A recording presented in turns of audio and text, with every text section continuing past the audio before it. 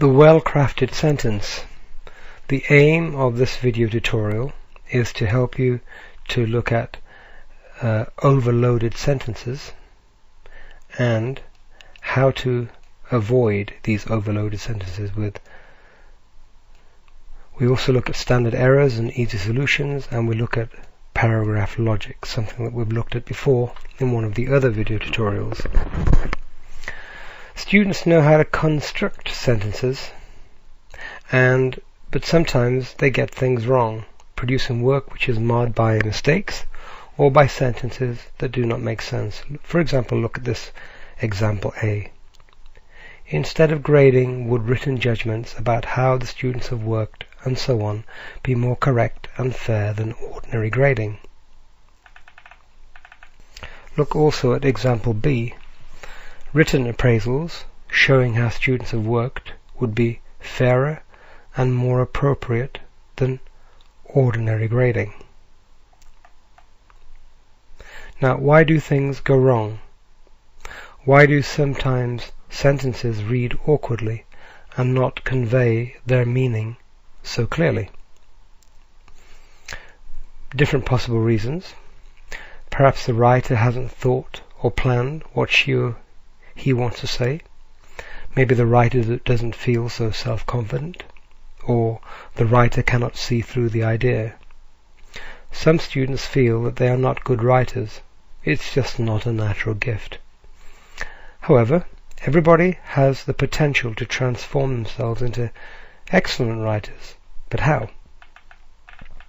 All that is required is some thought about the process of writing, and a readiness to follow the accepted rules, and also a willingness not only to write, but importantly, to revise and pay attention to detail. If you can write well, it will enable you to think more clearly, and clear thinking can lead to clear writing. So, avoiding overloaded sentences.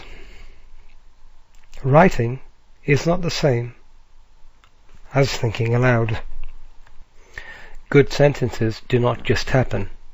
There might be a first draft, but the original idea needs to be transformed into a finished product. Students sometimes underestimate the importance of redrafting. Good ideas are put down on paper but are sometimes lost in the middle. Sometimes things go wrong in the first sentence. Overloading. Overloading is trying to pack too much into one sentence. Now, the reasons for this are that the student is focusing on the subject of the paper, might be slightly anxious, starts to put down his or her thoughts, but forgets that there comes a point when a pause is necessary to conclude one sentence and to start another. And the impression of the above on the reader means that the student has embarked on a sentence with little idea of where it's going to arrive. Therefore, the student will appear to be thinking aloud. For example, David was not able to attend school yesterday, seeing as how the problem he is having with headache has come back again. Problems here is that there's a tense switch, and there's simply too much info in one sentence. Let's see if we can fix this now in example B here. So, David was not able to attend school yesterday. He has been having problems with headaches, a problem which has come back again. The first sentence is kept relatively short. A second sentence has been created, but strict control has been maintained by using a comma. The comma creates a decisive break between the two clauses. Too many simple sentences do not make interesting reading, and therefore you might lose your reader's attention, so you need to have a combination of sentence types. What general rules can students consider when writing? So, here's one. Start with a simple sentence, then move on to more complicated structures, clause by clause and phrase by phrase. Importantly, a long, snaky introductory sentence is likely to lead to problems. Start with simple ideas, then move to more complicated sentence structures as you expand on your ideas, and maintain control over each part of the sentence. Topic sentences. It's useful to think of the first sentence of a paragraph as a topic sentence. Use a simple, short sentence to create an initial dramatic and arresting effect. Compare these here, example A and example B. This is what I call a long, snaky introduction. Now look at example B. Grading pupils in school is a contentious issue. Many questions have been raised about how and when pupils should be graded.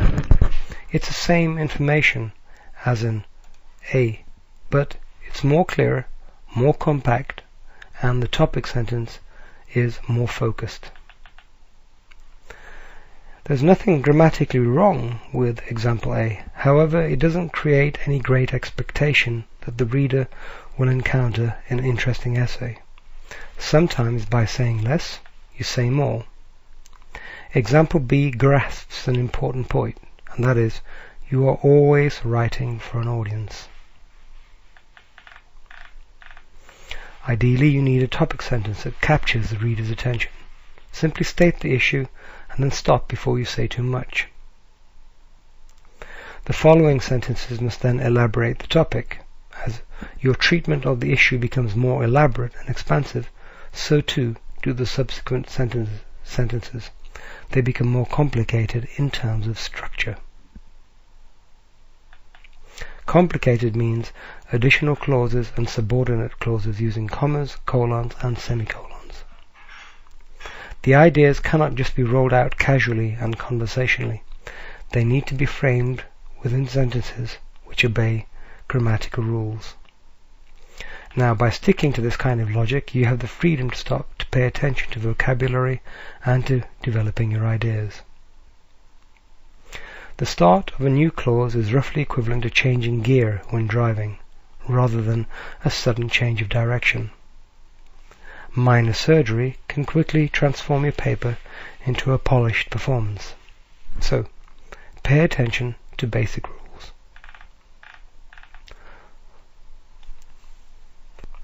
What are then the